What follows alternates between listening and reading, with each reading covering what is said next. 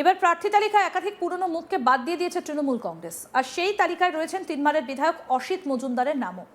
তার জায়গায় চুঁচুড়ায় প্রার্থী হয়েছেন তৃণমূলের তরুণ মুখ দেবাংশু ভট্টাচার্য। আর এই খবর শোনার পরে অভিমানী অসিত জানিয়ে দিয়েছিলেন রাজনীতি আর করবেন না, ওকালতি পেশায় ফিরে যাবেন, বই পড়ে ক্লাব সংগঠন করে সময় কাটাবেন। অসিত মজুমদারের অভিমানের কথা কানে যেতেই দেবাংশু বুধবার সন্ধ্যায় প্রিয়নগরে তার বাড়িতে পৌঁছে যান। পায়ে হাত দিয়ে প্রণাম করেন, অসিত তাকে জড়িয়ে ধরেন। তারপর অসিতের ঘরে ম্যারাথন আলোচনা হয় দুজনের মধ্যে। তারপরই নাকি বরফ গলেছে বলে সূত্রের খবর। পরে সংবাদ মাধ্যমের মুখোমুখি হয়ে দেবাংশু জানান, অসিতদার থেকে অনেক পরামর্শ নিয়েছি, সেগুলো ডায়েরিতে নোট করেছি। উনি যেভাবে চুঁচুড়াকে হাতের তালুর মতো চেনেন, তার লড়াই আমার কাজে লাগবে। অসিতদাও আমাকে বলেছেন আমার পাশে থাকবেন। কি বলছেন তৃণমূল প্রার্থী দেবাংশু ভট্টাচার্য, আসুন শোনাই আগে আপনাদের। দেখুন, আপনি তাদের ওদের বলছেন, আমি প্রত্যেককে তৃণমূল কংগ্রেসের কর্মী হিসাবেই দেখছি, দলের নেতৃত্ব হিসাবেই দেখছি। তাদের ওদেরটা আমি এখনো জানি না। চুঁচুড়ার অভিভাবক অসিতদা, আমি তার সাথে কথা বলতে, এবং তিনি চুঁচুড়ার তিনবারের বিধায়ক, তিনি চুঁচুড়াকে হাতের তালুর মতো ছিলেন, তিনি চুঁচুড়াকে তৈরি করেছেন নিজের মতো করে। তো স্বাভাবিকভাবে তার আশীর্বাদ আমার দরকার, তাকে আমার সঙ্গে দরকার। বাকি আরো যারা আছেন অবশ্যই প্রত্যেককে দরকার, প্রত্যেককে নিয়েই তো চলতে হবে।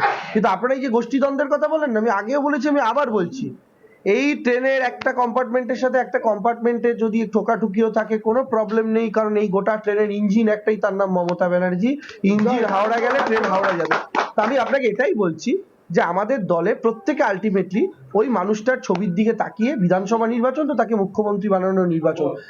যদি আর কারোর, দেখুন আমি কালকে এসেছি, আমি সত্যি সত্যি অসিতদা বাদ দিয়ে এখানে কাউকে এখনো চিনি না।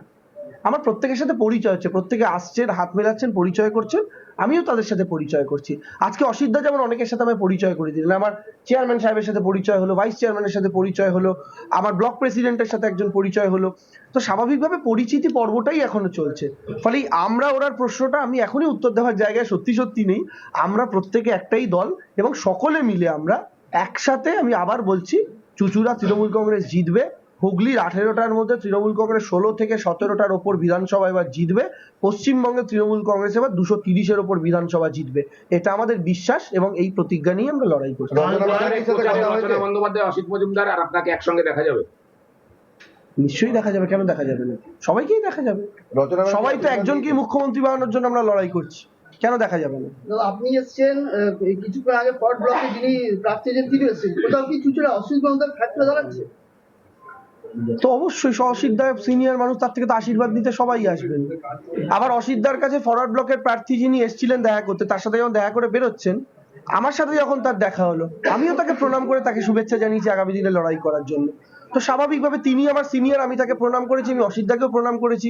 তার সিনিয়র অসিতদা, তিনি এসে দেখা করে গেছেন। এটাই তো কালচার, এবং চুঁচুড়ার বিশেষত্ব তো এখানেই তো চুঁচুড়া সবার থেকে আলাদা। লোকসভা নিয়ে যে এই বিধানসভা হার ছিল, কি বলবেন?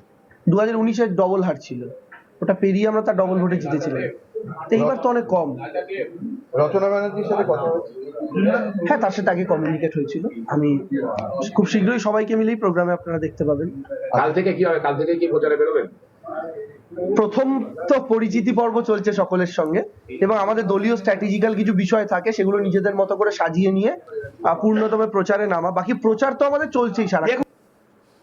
অসিত মজুমদার বলেন, অভিষেক ব্যানার্জির সঙ্গে আমার কথা হয়েছে। দলের যারা কর্মী, জনপ্রতিনিধি তৃণমূলের টিকিটে জয়ী হয়েছেন, তারা আশা করি দলের প্রার্থীকে জেতানোর জন্য কাজ করবেন। দেবাংশুকে আলাদা করে চেনানোর দরকার নেই, ওকে সবাই চেনে। আমাদের লড়াই বিজেপির বিরুদ্ধে। কি বললেন বিদায়ী তৃণমূল বিধায়ক অসিত মজুমদার, এবার তার কথা শুনুন। দেখুন, ও আমার প্রায় সন্তানের মতো। আমার মেয়ের বয়স 40, ওর বয়স তার কম। অতএব ও রিকোয়েস্ট করেছে, আমি ওর পাশে আছি। আর আমি তৃণমূলের প্রার্থী জিতুক, মমতা ব্যানার্জি চতুর্থবারের জন্য মুখ্যমন্ত্রী হন, আমার আশা এটা, এবং সেটার জন্য যা করার করবো। সেটা দেখবেন, আজ অথবা কাল নিশ্চয়ই দেখতে পারবেন, সময় বলবে। দাদা, সোশ্যাল মিডিয়ায় আপনার বিরুদ্ধে অনেক কথা দেখা হচ্ছে, আপনাদের দলের লোকেরাই দিচ্ছেন, কি বলবেন? এই ভোটের সময় তো এটি আপনাদের দলের ক্ষতি। এরা দলের লোক বলে আমার মনে হয় না। এরা বিজেপির থেকে, লোকসভায় দেখেছেন, বিজেপির থেকে টাকা খেয়েছে, অতএব এরা বিজেপির দালাল অর্ধেক।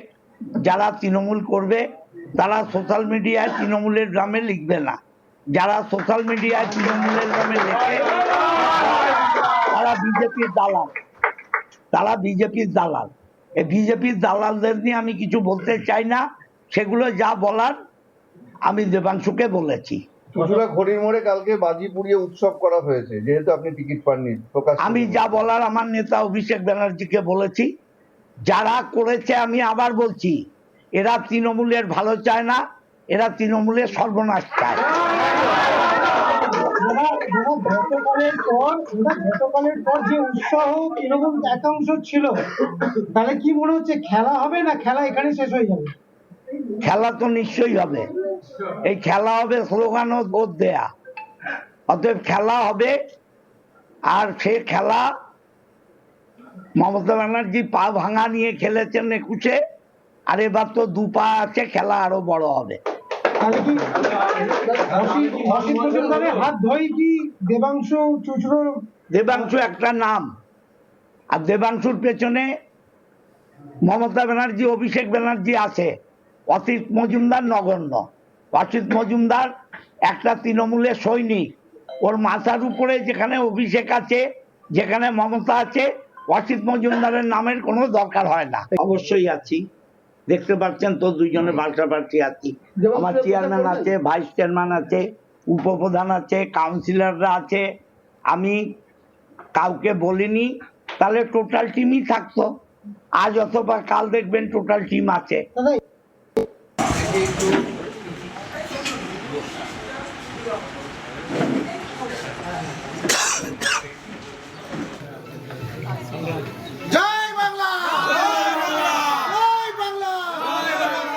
তিনি বলছেন যে তিনি বলেছিলেন কর্মীদের সঙ্গে বসবেন, বসে সিদ্ধান্ত নেবেন তৃণমূল করবেন কিনা। তাহলে কি অন্য দলে যাওয়ার কথা ভাবছেন? সে উত্তরটা কিন্তু এদিন পাওয়া গেল না।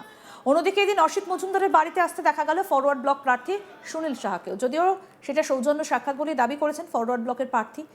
অসিত মজুমদার বাম প্রার্থীকে নানা উপদেশ দিয়েছেন। অসিত মজুমদারের বাড়ি থেকে বেরিয়ে যাবার সময় বাম প্রার্থীর সঙ্গে মুখোমুখি দেখা হয় তৃণমূল প্রার্থী দেবাংশু ভট্টাচার্যের।